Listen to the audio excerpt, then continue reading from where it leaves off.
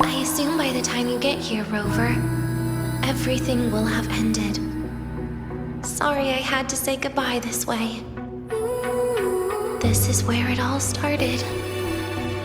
The Fraxidus' Lahai-Roy plan, where the Grand Architect first made contact with Aleph 1, and where I was created. I took the Threnodian fragment the Fraxidus left here. Leaving it here would only cause more suffering. As for the experimental data, consider it a parting gift from me to the Space Trek Collective. To be honest, I did think of telling you everything about this place. But sometimes gifts can be incredibly inappropriate. Your worries were correct. When the book page was removed, I received the Grand Architect's final message. Now, I am the last anchor point between Aleph 1 and Solaris. If I die according to plan, its fragment will disappear along with me. I used to tell myself that was karma. But what does an ending like that mean for Sigrika? For Nastasha? For someone like you, who always tries to save everyone? You're the Grand Architect's greatest rival. So making you betray your own heart is a bigger prize to them than the Threnodian fragment. It would mean that after all the frustration and failure, you are no different from them. You'd end up going down the same path. But if you had removed that page, the fragment would have lost control after receiving the message. It would have tried to find me, attempting to connect with Aleph 1 out of instinct. So, when I think about it, it's a good thing you never got to finish what you wanted to say back there. I was a child who showed up at the Fraxidus' door out of nowhere. Became their Threnodian lab mouse by accident. Ever since I can remember, they told me I existed for one reason: to make that moment happen. I've questioned myself countless times. What is the point of everything that I've been through? The answer is always the same. There is no point. Birth, pain, struggle, death. None of these have meaning. That's why when I first heard your story from the Grand Architect, I absolutely hated you, Rover. If someone like that is actually out there, then where were they during the longest, most painful days of my life? And why? Why would you appear before me just as everything was about to end? You know what I hated most? Why did everything about you have to be so impossible? Our encounter was never fair. So, I hope you can forgive me for not saying goodbye. This is something I must put an end to on my own. It's just... it hurts to watch the way you live. I can't even imagine a day when someone like you runs out of miracles. They call you Rover, but you don't even know where you started or where you're going. Even if you made your ideals real, where would that leave you? Where is your happiness in all of that? I never understood what the Grand Architect was mumbling. The future, evolution, or what's going to happen eons later. But at that moment, in front of Aleph 1, I didn't want you to die. At least not at the hands of the Grand Architect, who's got nothing left but mere survival. What surprised me was that, despite hating you so much, I actually spent an unprecedented day with you. For the first time, I had my own birthday. For the first time, I forgot about the fear brought by the void. For the first time, I met someone I can truly open up to. How should I describe this emotion? It's a kinda hate, isn't it? I don't know where void matter particles will take me next. If I could start over, I'd like to visit the cities Nastasha talked about. To visit places where there are no void storms and Solaskin. Maybe I'll try picking a different major. Try napping in different classes. And taste different cakes in every cafeteria I go to. Then no matter how many times it'll take, I'll come back to Lahairoi. Back to all of you. Whatever you wanted to say, you can tell me the next time we meet. Oh, I almost forgot something important. Actually, all those powers the Grand Architect displayed, including shapeshifting, are not her true forte. Those are derivatives at best. And the shapeshifting has a catch. She needs long-term observation and analysis of her target to pull it off. It's just the idea of her using my face to talk to you. It makes me sick. So let's have a code word, just between us.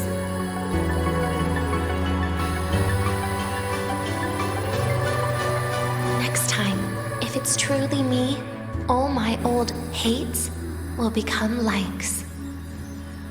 Oh, and could you help me enjoy half of my birthday cake? You can save the other half for me, of course. But don't throw away any of the toppings.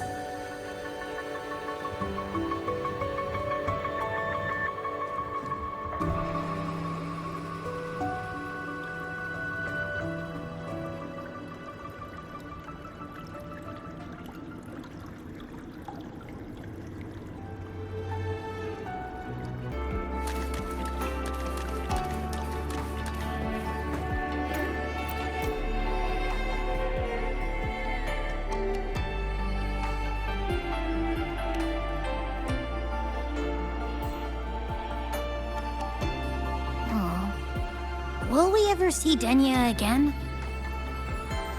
We will. Okay.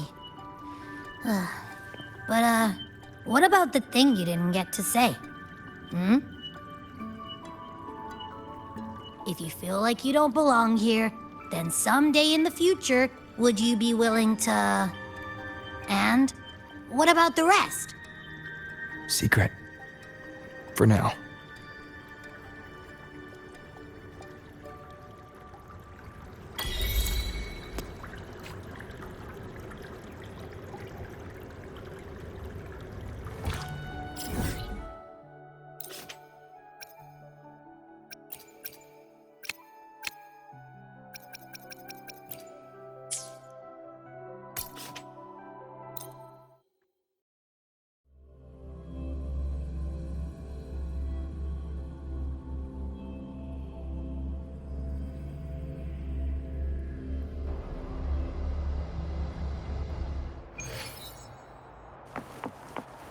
Pick up the pace. Ah, you're early.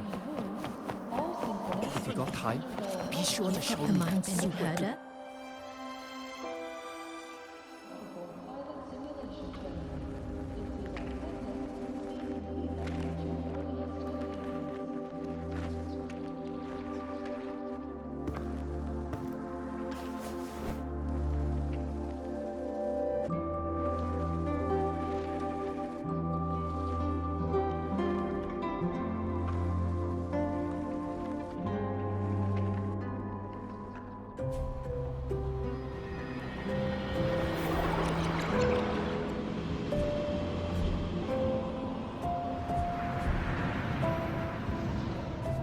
Denia, do you have any clues about that scene in your memory? Nothing. It was just a scene. Maybe from some movies I watched as a kid.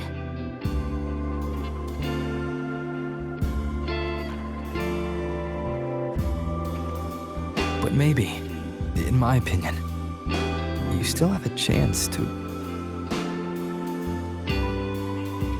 Now you're reminding me of what Nastasha once said. Huh? Raise your head. What do you see? Lahiroy's night sky. True enough. But my reply was... the void. The darkness. What was her reaction? She said it was actually light fighting against darkness. But it looks like darkness has the upper hand, I said. But there was only darkness in Lahiroy at the beginning. Then came the light. You answered exactly the same way as she did. So light actually prevailed. You're right.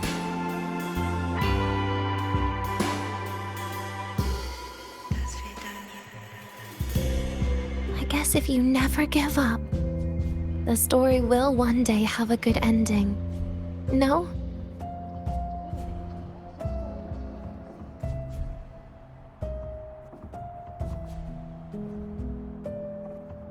We've got the mind bending. We've got the mind bending herder, the eccentric traffic illuminator, the ghost girl. What's the other campus mystery? Oh, right! The Academy's dark side.